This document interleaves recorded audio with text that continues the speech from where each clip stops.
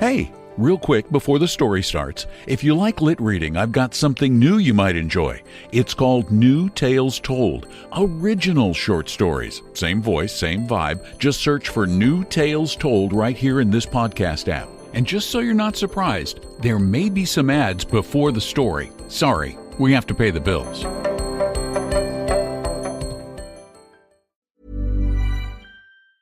The day begins at the Chase Sapphire Lounge by the club at Boston Logan Airport. You get the clam chowder. In San Diego, it's tostadas. New York, espresso martini. It's 10 a.m. Why not? It's the quiet before your next flight, the shower that resets your day, the menu that lets you know where you are. This is access to over 1,300 airport lounges and every Sapphire Lounge by the club. And one card that gets you in. Chase Sapphire Reserve, now even more rewarding. Learn more at chase.com/Sapphire Reserve. Cards issued by J.P. Morgan Chase Bank and a member FDIC, subject to credit approval.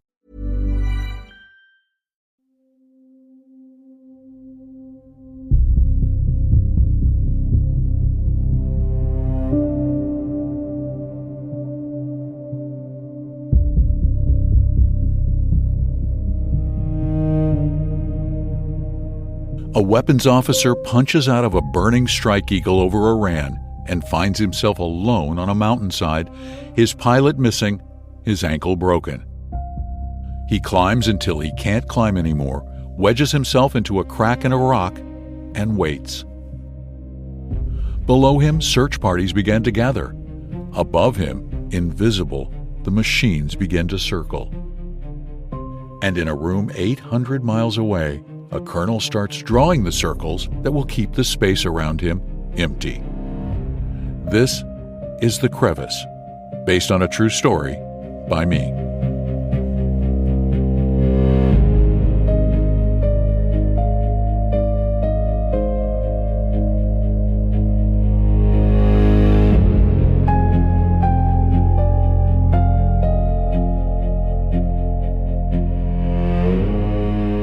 The sky breaks apart.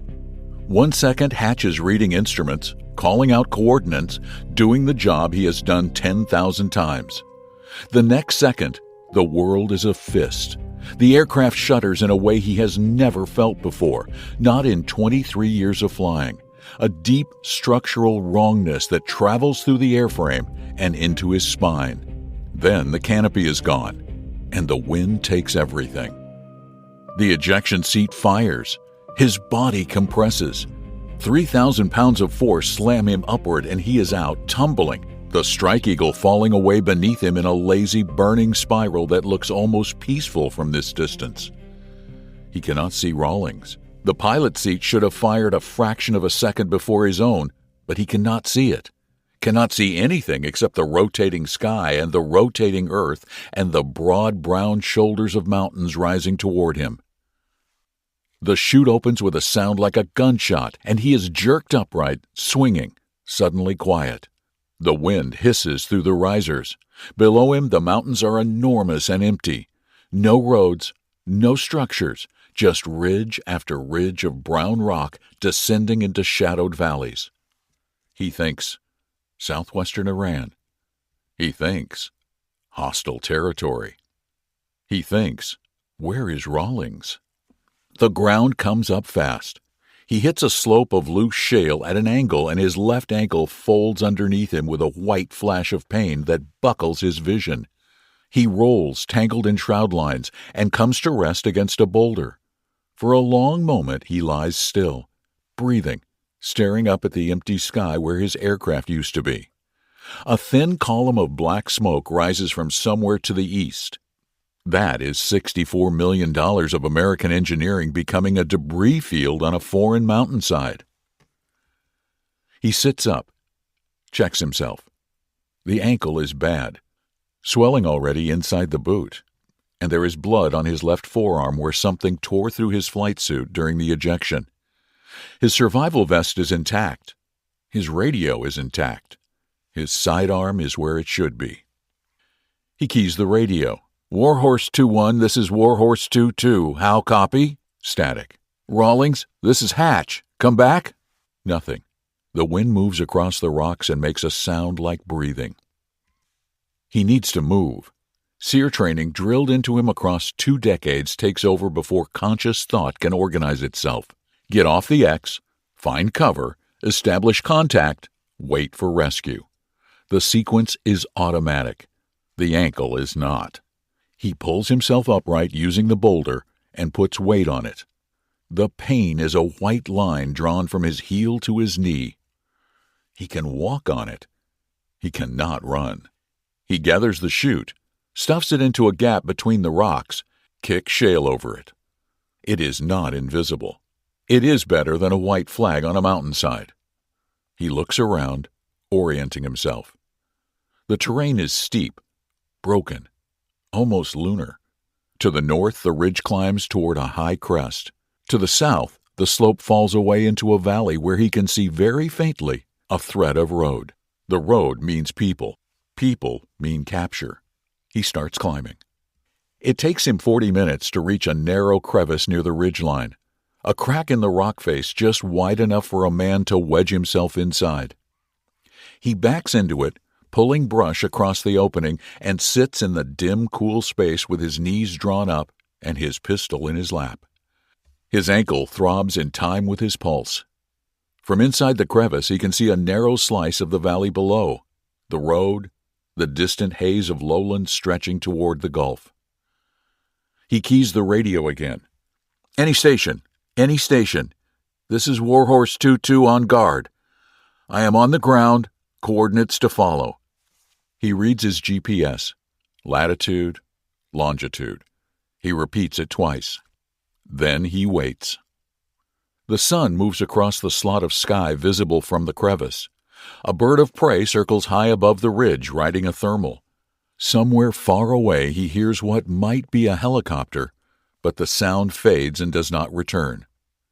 He drinks water from his survival kit, small sips, and tries not to think about how much is left. In the late afternoon, he hears voices. They come from below, from the direction of the road. Men's voices, calling to each other in Farsi, moving uphill. He cannot see them, he cannot count them. He presses deeper into the crevice and wraps his hand around the grip of the pistol and watches the narrow opening and listens to the voices grow closer and then, slowly, begin to recede. They were not close enough. They did not find him. But they are looking. As the light fails, the temperature drops fast.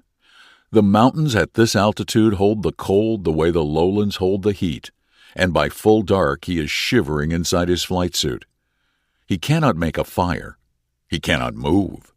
He sits in the crevice with his arms wrapped around his knees and listens to the darkness and thinks about his daughter in 4th grade and his wife, who will be getting the notification visit right about now. 2 officers in dress uniform at the front door. And he thinks about Rawlings, who has a 6-month-old son, and he does not know if Rawlings is alive. Somewhere in the deep middle of the night, he hears a low buzzing, very faint, very high. It could be a drone. It could be anything. He does not know whose it is. He sleeps in fragments, waking to every sound. Wind on rock, an animal moving through scrub. Once, far away, the rumble of something that might be thunder and might be ordnance. Dawn comes gray and cold, and he is still alive, and no one has come for him, and the voices begin again. Chapter 2. The Board. The call came in at 0847 Zulu, and within 90 seconds the Combined Air Operations Center at Al-Udeid had gone from the controlled hum of a routine strike package to something that felt, to Colonel Angela Reese, like a hospital trauma bay. Every screen that mattered was now showing the same thing, the transponder data for Warhorse 2-1. An F-15E Strike Eagle out of the 389th had gone from green to red to gone. CSAR alert. CSAR alert. The Combat Search and Rescue Controller's voice was flat, professional, stripped of everything human. We have a mayday from Warhorse flight. 1 aircraft down, 2 souls aboard. Reese was already at the board, the massive wall of screens that tracked every aircraft in the theater. She had been running operations for 11 days straight, 18-hour shifts managing the air war over Iran from a room that smelled like stale coffee and recycled air. She was good at this. She had done it in Afghanistan, in Syria, in the early days of this war. But she had never lost a Strike Eagle to enemy fire. No one in this building had. "What hit them?" she asked. "Unknown at this time, ma'am. Newer News is already claiming a new IRGC air defense system." "Get me everything. Satellite, signals, whatever we have in the area." Within 20 minutes, they had the first piece of good news. The pilot, Captain Eric Rawlings, had ejected successfully and activated his locator beacon. His coordinates put him in the valley approximately 6 kilometers from the crash site. 2 HH-60W Jolly Green II helicopters were already spinning up at a forward operating location in the Gulf, crewed and armed and ready to go in. "And the WSO?" Reese asked. "Separate beacon, ma'am. Major Hatcher. He's higher up near a ridgeline. Rough terrain." "Can we get both at once?" "Negative. They're separated by terrain. We'd need to split the package." Reese made the call. Rawlings first. He was in the valley, more exposed, closer to the road network. Hatcher was high and hidden. The ridgeline was buying him time.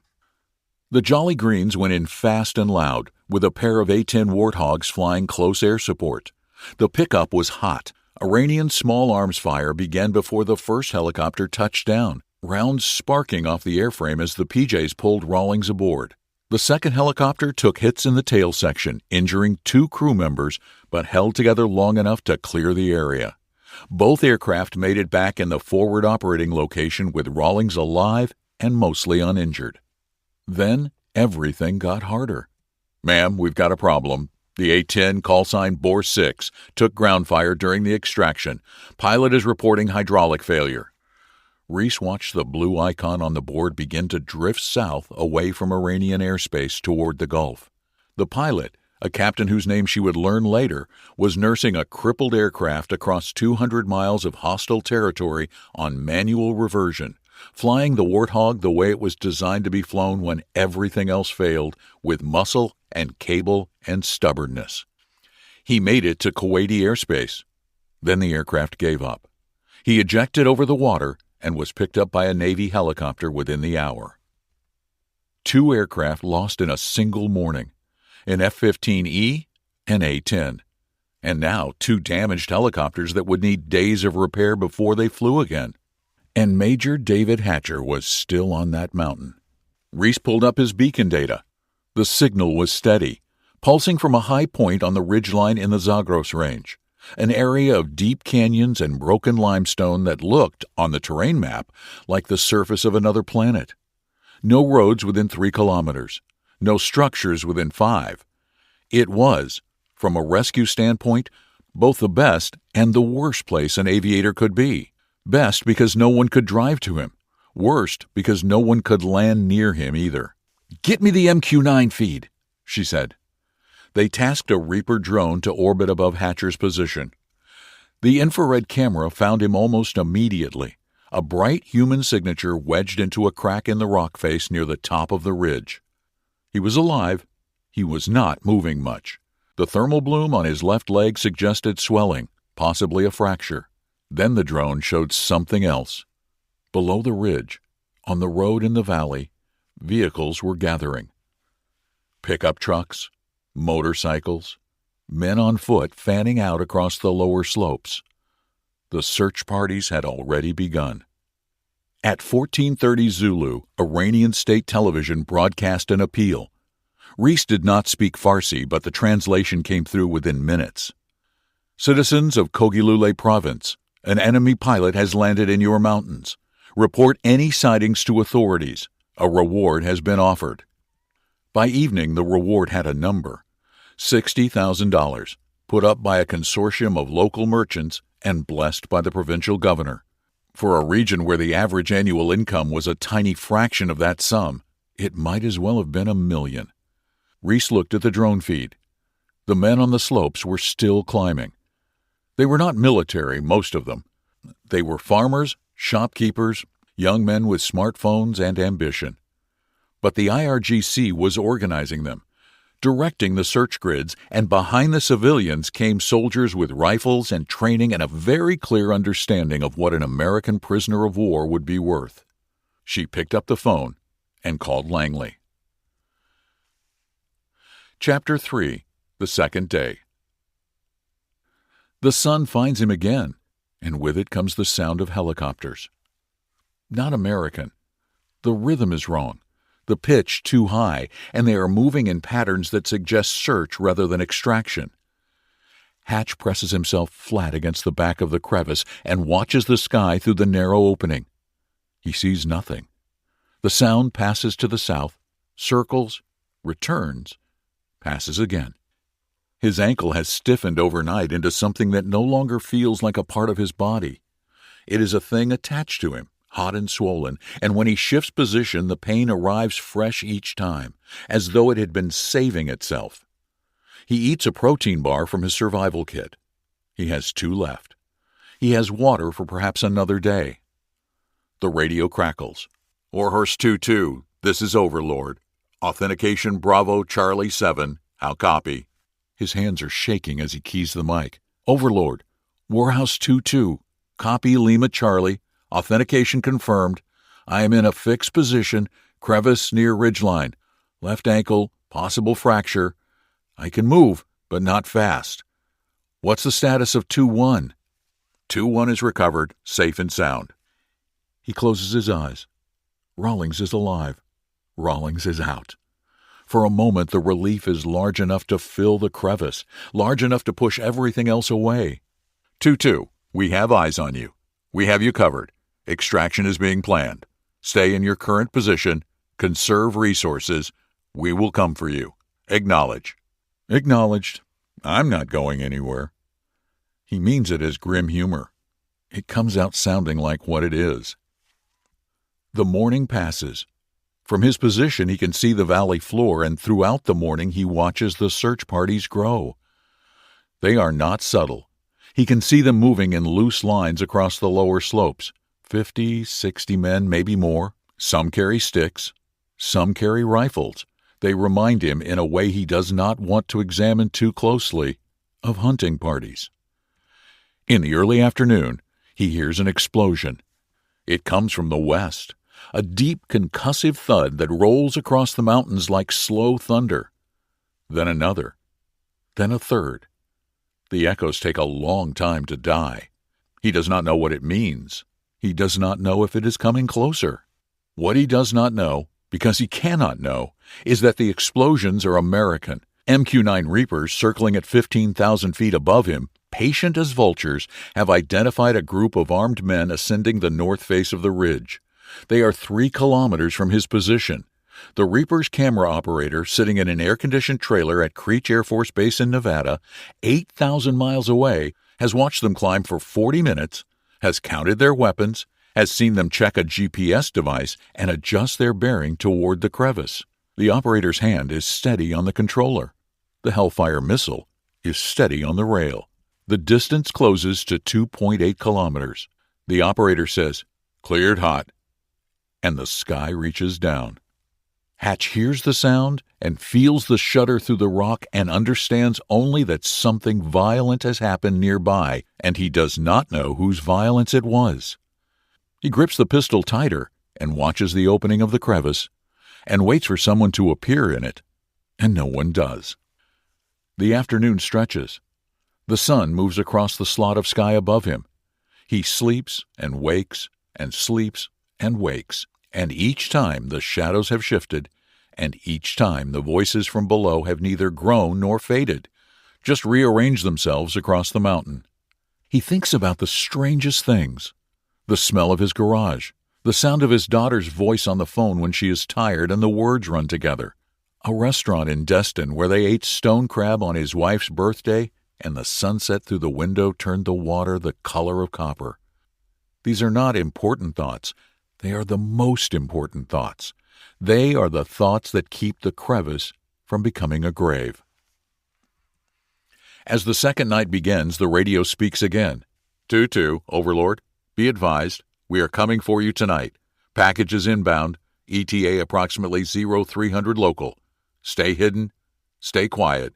We will contact you on approach. Copy, Overlord. I'll be here.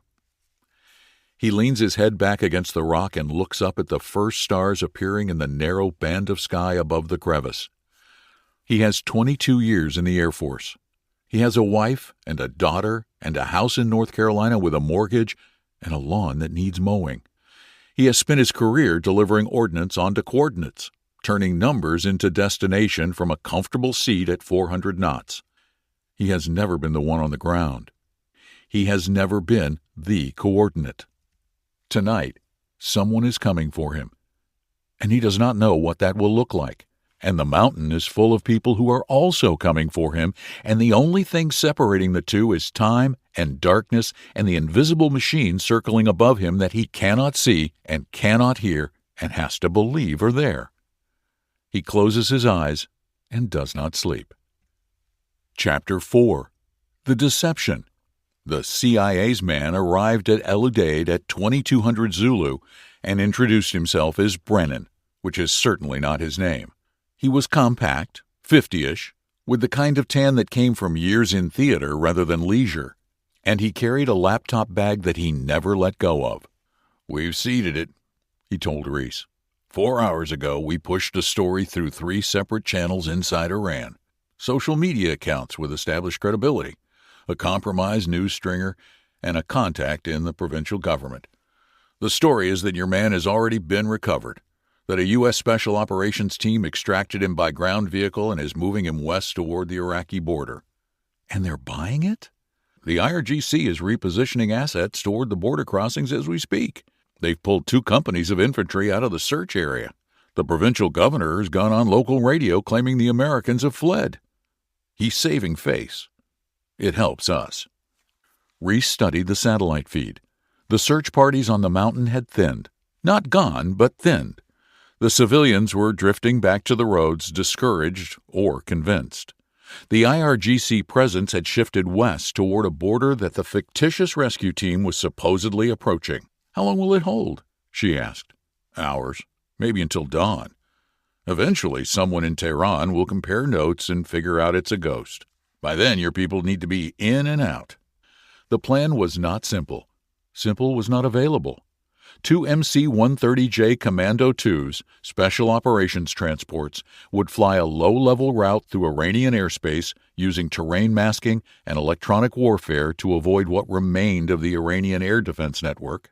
They would land on an improvised strip that satellite imagery had identified as a dry lake bed 14 kilometers southwest of Hatcher's position. 4 MH-6 Little Bird helicopters, pre-positioned inside the cargo bay and assembled on the ground, would fly from the lake bed to the mountain, pick up Hatcher, and return. The C-130s would then take off and fly everyone out of country. The operational window was approximately 3 hours, from touchdown to wheels up. 3 hours on the ground inside enemy territory. Reese had wargamed it with the Special Operations Commander, a 1-star named Briggs who had the unsettling calm of a man who had planned operations like this before and understood exactly how many ways they could fail. "The lake bed is the risk," Briggs said. "Satellite shows it firm, but we won't know until wheels touch. If it's soft, if there's been any moisture in the last month, we could have problems." "Define problems." "Aircraft stuck on the ground in Iran, with crew, with operators, with helicopters in the cargo bay." "What's the contingency?" "We destroy the aircraft and find another way home." Reese let that sit. 2 MC-130Js, $100 million each. The crews, the operators, the little birds, all of it potentially stranded on a lake bed in hostile territory because the soil was 2 degrees softer than the satellite predicted. "Send it to me." At 0100 local time, 2 MC-130Js crossed into Iranian airspace at 300 feet, their terrain-following radar painting the ground ahead in fine detail. The pilots flying on night vision in total darkness. Behind them, a constellation of electronic warfare aircraft jammed and spoofed the surviving Iranian radar network, creating ghost returns, false targets, digital noise that turned the air picture into static. On the drone feed, Reese watched the thermal signatures of the search parties. The deception was holding. The IRGC cordon had shifted west. The civilians had mostly gone home, but there were still men on the mountain. Small groups, 2 or 3, picking their way through the rocks with flashlights. Whether they were soldiers or bounty hunters or simply curious, it did not matter. They were between the helicopters and Hatcher. "Reaper has eyes on multiple groups within the security perimeter," the drone controller reported. 3 individuals bearing north-northeast 2.4 clicks from Precious Cargo. Precious Cargo. That was Hatcher's call sign now. The man had a name, a rank, a family, a career. On the board, he was Precious Cargo, a blinking icon on a terrain map, the center of a circle that kept trying to collapse. "Weapons-free on any threat inside the perimeter," Reese said. "Protect the package." The Reapers went to work. Chapter 5. The Sound. Sometime after midnight, the mountain begins to speak. He hears explosions. Not the distant thunder of the afternoon, but closer, sharper, the crack of precise munitions landing within a mile of his position. They come down in clusters of 2 or 3, then silence, then another cluster. The ground trembles. Dust sifts down from the rock above him. He does not know that the Reapers are clearing the perimeter. He does not know about the circle of protection being drawn around him from 800 miles away by operators who can see his heat signature curled in the crevice, who are watching the small, bright dots of men with guns converging on him, who are erasing those dots one cluster at a time with the dispassionate efficiency of someone clearing a screen. What he knows is that the world is ending nearby, and he cannot tell which direction safety lies. He keys the radio. "Overlord, 2-2. I'm hearing ordnance. Close. What is happening?" 2-2. Overlord. Friendlies. Repeat. Friendlies. Stay in position. You are being protected. You are being protected. He turns the words over.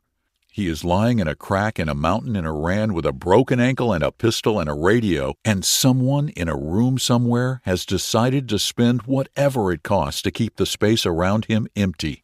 He thinks about the men at the other end of those explosions, and he does not think about them for very long because that is a door he cannot open right now. At 0230 local, the radio speaks again. 2-2, Overlord. Packages on the ground. Helos inbound your position. ETA 20 minutes. Pop smoke on my call. Copy. Standing by. 20 minutes. He begins to move, testing the ankle, pulling himself toward the mouth of the crevice. The pain has changed character, gone from sharp to deep, a bone ache that suggests something structural has shifted during the long hours of sitting. He can put weight on it if he has to. He will have to. He hears them before he sees them. The little birds come in fast and low, threading between the ridge lines, their rotors chopping the air into a sound he has never been so grateful to hear. They are small, agile, almost delicate against the scale of the mountains, and they are the most beautiful machines he has ever seen. 2-2, pop smoke. He pulls the flare from his vest and strikes it. Orange light blooms against the rocks, painting the crevice in Halloween colors. He holds it above his head and steps out of the crack in the mountain that has been his world for 36 hours and stands on the ridgeline in the wind and the dark with a burning flare in one hand and a pistol in the other. The first little bird flares to a hover 10 meters below him. It skids, kissing the slope. A man in tactical gear drops from the helicopter and scrambles uphill, reaching him in seconds. "Major Hatcher." "That's me." "Can you walk, sir?" "I can move." The operator gets under his arm, takes the weight off the bad ankle, and half carries him down the slope to the helicopter. Other men in tactical gear have fanned out around the landing zone, weapons-oriented outhill, covering the approach. The little bird's rotors are still turning, the pilot holding a hover against the slope with the kind of precision that only comes from doing this 1,000 times. They strap him to the skid. The operator climbs aboard. The helicopter dips its nose and accelerates away from the ridge, dropping into a valley, running low and fast through the mountain terrain. He can see the other little birds behind them, lights out, moving in formation through the dark. For the first time in 36 hours, He is not still. He closes his eyes and feels the vibration of the aircraft through his body and thinks, I am going home. He does not know that going home has just become the hardest part. Chapter 6. The Lake Bed. Reese heard the report and felt her stomach drop through the floor. Warhammer 1-1 is unable to taxi. Wheels are stuck. Repeat, wheels are stuck into the surface.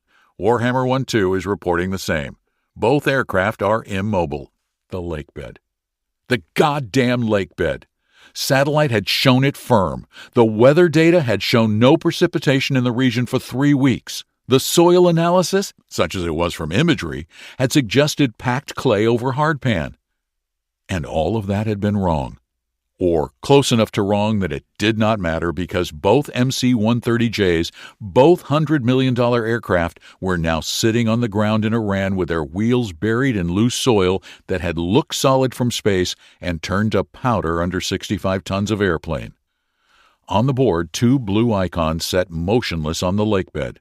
14 kilometers away, the 4 green icons of the little birds were inbound, carrying Hatcher and the operators who had pulled him off the mountain. They were 7 minutes out. They had nowhere to go. Warhammer Flight, Overlord, what is your assessment? We're dug in about 8 inches. Tried power. The more thrust we apply, the deeper we sink. These birds are not moving, ma'am. Reese's mind was already running contingencies. The operators could not stay on the lake bed. The deception was going to collapse. Dawn was in 3 hours, and with daylight would come Iranian aircraft, Iranian ground forces, and the full attention of a nation that had just been humiliated by a rescue operation conducted inside its own borders. Can we fly everyone out on the little birds? Briggs was beside her. Negative. The little birds don't have the range to make it out of Iranian airspace with full loads. They were only supposed to shuttle between the lake bed and the mountain. Then what? We call for another ride, and we destroy the 130s. $200 million, on the ground, in Iran. And the order to destroy them had to come now, before they could be captured, before the technology and the equipment and the classified systems inside them could be exploited. Every minute they sat there intact was a minute closer to compromise. Reese picked up the phone. The authorization chain was short given the circumstances. The Commander of Special Operations Command to the Secretary of Defense to the President. The answer came back in 11 minutes, which told her that someone had been sitting by the phone expecting this call. Destroy them. The C-130 crews set thermite charges on the engines, the avionics bays, the classified communications equipment. They pulled the hard drives, pocketed the crypto keys, and walked away from their aircraft into the darkness of the Iranian lake bed. The charges went off in sequence, white-hot chemical fire burning through aluminum and steel, turning the cockpits into furnaces, melting the systems that could not be allowed to be captured. From the crevice where he had been for 2 days, if Hatcher had still been there, he would have seen 2 pillars of white fire rising from the desert floor to the south. From the little bird, he saw the glow against the horizon and felt the aircraft bank hard, changing course, and he understood that something had gone wrong without understanding what. Warhammer Flight, Overlord, confirmed destruction of both aircraft. Confirmed. Both birds are burning. All crew and material accounted for. We need a ride, ma'am. Reese was already on it. 3 additional MC-130Js staged at a forward base in the Gulf had been on standby as a contingency. They launched within minutes. The little birds, their fuel running low, sat down on the lake bed beside the burning hulks of their sister ships, and the operators and aircrews and Hatcher waited in the dark, surrounded by the heat and light of $200 million of burning airplanes, while 3 more transports flew low and fast through Iranian airspace to reach them. The little birds would not fit inside the new aircraft. They did not have the fuel to fly themselves out. Briggs made the call without hesitation. Destroy them too. 4 more explosions. 4 more machines reduced to wreckage on the lake bed. The operational cost of the rescue was now approaching $350 million in destroyed aircraft alone. And Reese was not thinking about the money. She was thinking about the men on the ground and the clock and the thin membrane of darkness that was the only thing between them and catastrophe. The 3 MC-130Js landed on the far side of the lake bed where the soil was firmer, where a revised analysis had identified harder ground. The crews felt the wheels touch and roll and hold. And in the operations center 800 miles away, no one breathed until the aircraft stopped and the ramps came down and the first operators began to board. They loaded fast. Hatcher was carried aboard on a litter, his ankle splinted, his face gray with pain and fatigue, and something else that might have been gratitude or might have been the specific exhaustion of a man who had been the most important person in the world for 36 hours and has felt every second of it. All personnel aboard. Rolling. The 3 aircraft taxied to the far end of the lake bed, turned, and began their takeoff roll. The engines roared. The wheels held. The aircraft lifted into the darkness one by one and climbed away from the burning wreckage and the empty crevice and the mountain that was already forgetting the man who had hidden there. Reese watched the blue icons cross out of Iranian airspace and into the Gulf, and she sat down in her chair and put her face in her hands for exactly 5 seconds. Then she looked up and said, "Give me status on tomorrow's strike package." And the war went on. Chapter 7. Coordinates. 3 weeks later, Major David Hatcher stood in a hangar at Aludade Air Base in front of 200 airmen and accepted a valor citation he did not feel he earned. He had hidden in a hole. Other people had done brave things. He said this, or tried to say it, and the wing commander smiled and pinned the medal on him, and everyone applauded, and he thought about the men on the mountainside who had been walking toward him and were not walking anymore, and he did not know their names and never would. After the ceremony, a woman in a flight suit approached him. Short hair, tired eyes, the look of someone who had been running on caffeine and purpose for too long. "Major Hatcher, I'm Angela Reese. I ran the Ops Center during your recovery." He shook her hand. "You're the one who sent the aircraft." "I'm the one who destroyed them, too." He stood there for a moment, the two people on opposite sides of the same experience, trying to find the place where their versions of the story overlapped. "There's something I need to know," Hatcher said. "The explosions. On the mountain. The first night, and then the second day. What was that?" "Reapers. We had a drone perimeter around your position. Anything armed that entered a 3-kilometer radius, we engaged." "How many?" Reese held his gaze. "Enough." He nodded. He did not ask for a number. He had been the coordinate before, the point on the map around which circles were drawn and inside which certain decisions were made. He had done it himself from the backseat of a Strike Eagle for 20 years. He understood the math. He had simply never been the variable. "The lake bed," he said. "What happened on the lake bed?" "The soil gave way. Both 130s sank in. We burned them on the spot, then burned the helicopters, then called for 3 more planes." $350 million. "You're worth more than that, Major." He was not sure this was true. He was sure she believed it, and he was sure the institution believed it, and he understood that the belief was the point. We will never leave an American warfighter behind. It was not just a slogan. It was an operational commitment backed by thermite charges and Hellfire missiles and the willingness to destroy $350 million in aircraft on a lake bed in Iran because the alternative was leaving a man in a crevice. He thought about this on the flight home. He thought about it at Dover, where the transport landed and his wife was waiting on the tarmac with their daughter, who was wearing the shirt she had made at school that said, "Welcome home, Dad," in uneven purple letters. He thought about it in the car, in the driveway, standing on the lawn that needed mowing, looking at the house that was exactly as he left it, which seemed impossible because he was not exactly as he had left himself. That night, after his wife had fallen asleep and his daughter was in bed and the house was quiet, he went out to the garage and sat in the folding chair by the workbench and looked at the tools hanging on the pegboard and the lawnmower and the boxes of Christmas decorations and all the ordinary machinery of an ordinary life, and he thought about the crevice. He would go back to it, he knew, not physically, but in the quiet moments, in the space between sleeping and waking, in the middle of a crowded room where the noise fell away and there was only the sound of his own breathing. He would be back in the crack in the mountain with his knees drawn up and his pistol in his lap, listening to voices in a language he did not speak, growing closer. The crevice was in him now. It would always be in him. And somewhere above him, invisible, unheard, circling with infinite patience, the machines that had kept him alive were still there too, watching, waiting, drawing their circles around him. He sat in his garage and listened to the silence, and it sounded nothing like the silence of the mountain and everything like it.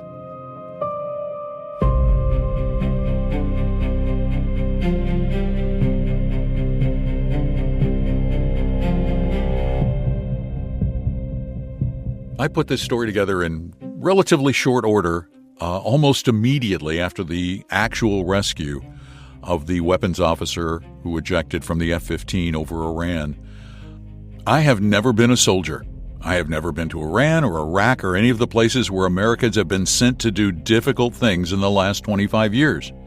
I do not know whether the wars were right. I have my opinions, and you have yours, and I suspect we will not agree on all of them. But I know this. Somewhere right now, a young American is sitting in a piece of equipment most of us will never see, in or near a country most of us cannot find on a map, doing a job most of us could not do. And if something goes wrong, if the aircraft comes apart, or the convoy is hit, or the position is overrun, there will be a room full of people who drop everything to bring that person home. Not because of politics, because of a promise. I wanted to write about that promise and what it looks like from inside the crevice and from inside the room, about the cost of keeping it. Thanks so much for listening. And if you like short stories, please check out all of our various short stories, from classics to scary stuff, at shortstoryverses.com. And please tell a friend or two about the podcast. And if you get a sec, if you wouldn't mind, please leave a really nice 5-star review at Apple Podcasts or rate us 5 stars on Spotify. And keep listening.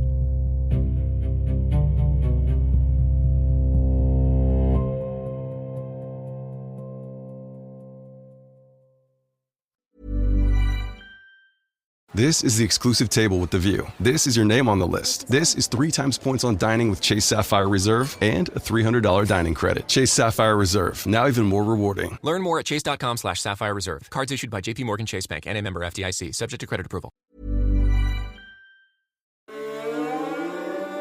Thanks for listening all the way to the end. You're officially a story finisher, and I appreciate that more than you know. If you're curious what else I'm up to, check out one of my other podcasts, New Tales Told. It's brand new, original short fiction written and narrated by me. Just search New Tales Told in this app. And thanks so much for listening to Lit Reading, now part of the Short Story Verses channel at shortstoryverses.com.